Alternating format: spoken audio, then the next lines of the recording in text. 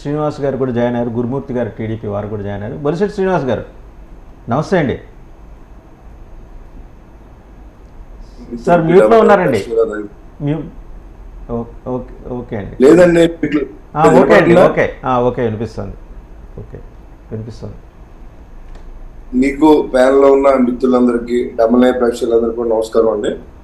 మరి ఈరోజు మరి వేణుగోపాల్ గారు మాట్లాడుతూ చాలా ఆశాస్పదంగా ఉన్నారు. గత ఎన్నికల్లో 2014లో పోటీ చేశారు, అప్పుడు జనసేన పార్టీ వాళ్ళతో ఉంది, అప్పుడు విమర్శించారు. నేను కూడా చెప్తా, ఇవాళ ఏదైతే ఈయన జైల్లో ఉన్నప్పుడు జగనన్న బహుజనుల బాణం శర్మ ఎక్కడుందండి, ఇప్పుడు విజయం గారు ఎక్కడున్నారు? మీరు రాజకీయాల్లో ఇవన్నీ సహజం అండి. దీనికోసం ఆ రోజు ఎందుకు కలిశారు, ఈ రోజు కలవడం అనేదానికి ఇవాళ శర్మిల గారు ఎట్టి బస్సులోనూ జగన్మోహన్ రెడ్డి అనే వ్యక్తికి ఓటు వేయొద్దని చెప్తా ఉన్నారు. ఆ రోజు చెప్పారు, దానికి ఆన్సర్ చెప్పగలరు వేణుగోపాల్ గారు? చెప్పలేరు మీరు. కాబట్టి రాజకీయాల్లో ఇవన్నీ సహజంగా భావించాలి తప్ప ఎందుకు కలుస్తున్నారు అనేది మీకే అర్థం అవుతుంది. వాళ్ళు 175 మేము ఎక్కేస్తాం అని ఇది ఎప్పుడు చెప్తా ఉన్నారు. దేనికి నెక్కుతారు మీరు? ఇవాళ జనంలోకి వెళ్ళే ముందు మీరు ఒక ఆన్సర్ చేసి వెళ్ళాలి. సంపూర్ణ మద్యపాన నిషేధాన్ని దశల వారీగా ఎత్తేస్తానని చెప్పలేదా? మీరు ప్రత్యేక హోదా తీసుకొస్తానని చెప్పలేదా? పోలవరం ప్రాజెక్ట్ పూర్తి చేస్తానని చెప్పలేదా? ఉన్న స్టీల్ ప్లాంట్ అమ్ముతూ ఉంటే దాన్ని పట్టించుకొని మీరు ఇవాళ మళ్ళీ ప్రజల్లోకి వెళ్ళి ఎలా అడుగుతారో కూడా మీ సమాధానం చెప్పి వెళ్ళాలని చెప్పి నేను కోరుతా ఉన్నాను. ఇప్పుడు అవన్నీ మర్చిపోయి ఎవరు మద్యం అమ్ముతూ ఉన్నారు, ఎవరు మద్యం అమ్ముతూ ఉన్నారు, ఎవరు ఇసుక అమ్ముతూ ఉన్నారు, ఎవరు లూటీ చేస్తూ ఉన్నారు ఈ రాష్ట్రాన్ని, అది కూడా సమాధానం చెప్పి మీరు ఓటుకు వెళ్ళమని చెప్పి నేను కోరుతా ఉన్నాను. మీరు మద్యపాన నిషేధం చేసిన తర్వాతే మిమ్మల్ని ఓట్లు అడుగుతారని చెప్పి నేను, మరి ఎందుకు దాన్ని మీరు మీ ఆదాయంగా పెట్టుకుని మీ సొంత వనరులు పెంచుకున్నారు తప్ప రాష్ట్రానికి ఒరిగింది ఏం లేదు. ఒక పక్కన రేట్లు పెంచుతూ ఉన్నారు, ఒక పక్కన అప్పులు చేస్తూ ఉన్నారు. ఏదో ఒకటి చేయండి, చేస్తే రేట్లైనా పెంచండి, లేకపోతే నిత్యావసర వస్తువుల రేట్లు పెంచారు, డీజిల్ రేట్లు పెంచారు, కరెంటు బిల్లులు పెంచుతూ ఉన్నారు, ఒక పక్కన మళ్ళీ అప్పులు చేస్తూ ఉన్నారు.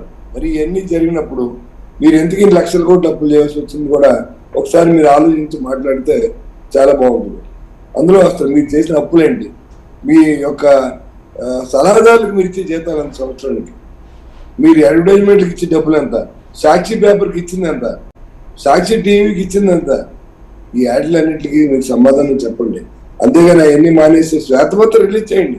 మీ భయం లేకపోతే ఇదిగో చంద్రబాబు నాయుడు గారు చేసిన అప్పులు ఎన్ని, దానికి పలానా కారణాల వల్ల మేము ఇన్ని అప్పులు చేసాం, ఈ 60 మంది సలహాదారులు దేనికి ఉపయోగపడుతూ ఉన్నారు, దేని మనం ఖర్చు పెడుతూ ఉన్నాం చెప్పగలరు మీరు? వేణుగోపాల్ గారు చెప్పలేరు. ఎందుకంటే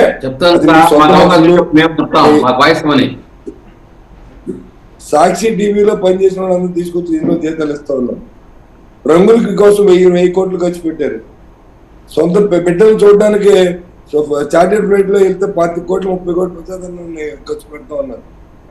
వాళ్ళు 20 కిలోమీటర్లు ఉంటే కూడా రోడ్ల మీద వెళ్లకుండా నాకు చెట్టు ఉందని చెప్పి హెలికాప్టర్ వాడుతూ ఉన్నారు.